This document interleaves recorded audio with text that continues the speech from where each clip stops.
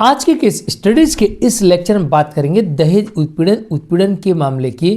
कि आप अपने केस में कैसे अनुमान लगाएं, किन किन बातों का ध्यान रखेंगे। जो आपकी पत्नी ने आपके ऊपर दहेज उत्पीड़न का केस किया है, इस केस में हमें सजा होगी या हम इस केस से बरी होंगे, या फिर हम इस एफआईआर को क्वैश करा सकते हैं, इस मामले को यहीं पर रद्द करवा सकते हैं। ये अनुमान हम कैसे लगा सकते हैं, पहले आज आपके सामने एक जजमेंट रखेंगे और जजमेंट में बताएंगे बातों के आधार पर आपके समक्ष स्पष्ट करने का प्रयास करेंगे कि आप भी अपने केस में अनुमान लगा सकते हैं कि मुझे सजा होगी या हम बरी हो जाएंगे, या फिर हम इस एफआईआर को ही क्वैश करवा सकते हैं, इस मामले को यहीं पर रद्द करवा सकते हैं, या फिर कुछ लोगों के नाम हटेंगे, कुछ सेक्शन घटेंगे। तो चलिए आज एक इस स्टडीज़ के इस लेक्चर में आपके समक्ष मध्य प्रदेश हाईकोर्ट का एक जजमेंट रखेंगे और इसके माध्यम से स्पष्ट करने का प्रयास करेंगे कि आप कैसे अनुमान लगा सकते हैं अपने केस में कि मेरे केस में कोर्ट क्या आदेश कर सकती है, क्या आदेश हो सकता है, क्या हमको सजा होगी या हम बरी होंगे, या हम पूरा ट्रायल फेस करेंगे, या हम इस एफआईआर को ही अभी के अभी यहीं पर डिसमिस करवाएंगे, डिसमिस हो जाएगी। जय जनेन्द्र हूँ केश जैन। वीडियो को लाइक और शेयर कर दीजिए और इस तरह जजमेंट्स पाने के लिए जिसमें आपको लगभग 200 जजमेंट्स मिलेंगे या अन्य किसी जानकारी के लिए दिए गए नंबर पर आप हमें संपर्क कर सकते हैं। चलिए शुरुआत करते हैं। दरअसल यहाँ पर पत्नी ने पति और उसके परिवार के लोगों के ऊपर दहेज उत्पीड़न के अंतर्गत मामला दर्ज करवा दिया जाता है। अब पति चाहता है कि पत्नी ने जो आरोप लगाए हैं, पुलिस में जो शिकायत दर्ज कराई है, उन आरोपों के पत्नी ने सबूत नहीं दिए, तो फिर बिना सबूत का मामला मेरे ऊपर नहीं चलना चाहिए।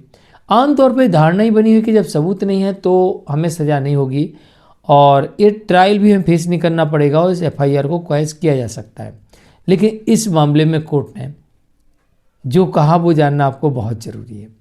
दरअसल इस मामले में कोर्ट ये कह रही कि अगर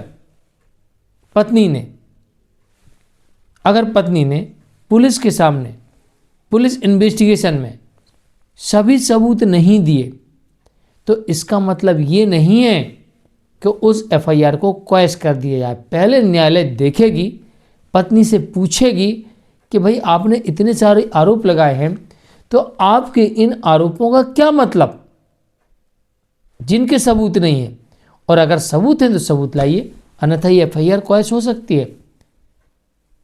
तो कोर्ट ने कहा कि अगर पत्नी कोर्ट के समक्ष सबूत दे सकती है और उन सबूतों के आधार पर मामले को यथावत रखा जा सकता है तो फिर एक केस क्वैश नहीं होगा। मतलब कुल मिलाकर न्यायालय कह रही कि भलाई पुलिस को पत्नी ने पूरे सबूत ना दिए हों या बिल्कुल सबूत ना दिए हों, आप ऐसा मान सकते हैं, सिर्फ कहने के आधार पर पुलिस ने एफआईआर दर्ज कर ली, लेकिन न्यायालय के समक्ष जब आप उस एफआईआर को क्वैश कराने जाएंगे तो न्यायालय पहले पत्नी से लगाए गए आरोपों के सबूत मांगेगी, और अगर पत्नी के पास सबूत है अब वो न्यायालय के समक्ष रख सकती है, तो फिर ऐसी आपराधिक कार्रवाई जो कि पत्नी के द्वारा किया गया केस है, उस केस को क्वैश नहीं किया जाएगा, रद्द नहीं किया जाएगा, क्योंकि सबूत आ गए।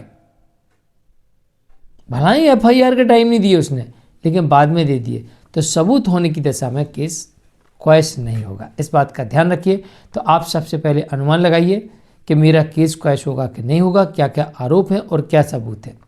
अगर लगाए गए आरोपों के पर्याप्त सबूत नहीं, क्योंकि सामान्य आरोप के सामान्य सबूत होते हैं, जैसे कि घर में खाना बनाने को कहना, कपड़े पहनने को कहना, टोका टाकी करना, मैं तू करना, जो इस तरीके के आरोप होते हैं, इनके आधार पर केस नहीं चलता, आपराधिक मामला नहीं चलता। ऐसे मामले को कोर्ट आमतौर पर क्वैश कर देती है। तो अगर ऐसे आरोप हैं तो आप ऐसे एफआईआर को, ऐसे कंप्लेंट केस को, दहेज उत्पीड़न के मामले को क्वैश कराने के लिए जा सकते हैं, और अगर पत्नी के पास में इससे अधिक कोई सबूत नहीं है तो आपका केस डिसमिस हो सकता है, आप अनुमान लगा सकते हैं। लेकिन आपके विरुद्ध प्रॉपर सबूत दे दिए पत्नी ने एफआईआर में या फिर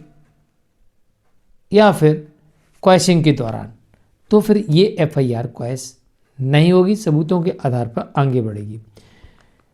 मामला था अंकित नीमा वर्सेस मध्य प्रदेश राज्य का, मध्य प्रदेश हाईकोर्ट का जजमेंट है। जानकारी कैसे लगी कमेंट में जरूर लिखिए। अब अपने केस में अनुमान लगाइए और देखिए क्या आरोप हैं, क्या उन आरोपों पर केस रहेगा, आप बरी रहेंगे, ट्रायल फेस करना पड़ेगा, नाम हटेंगे, या फिर ये FIR या प्राइवेट कंप्लेंट केस डिसमिस होगा।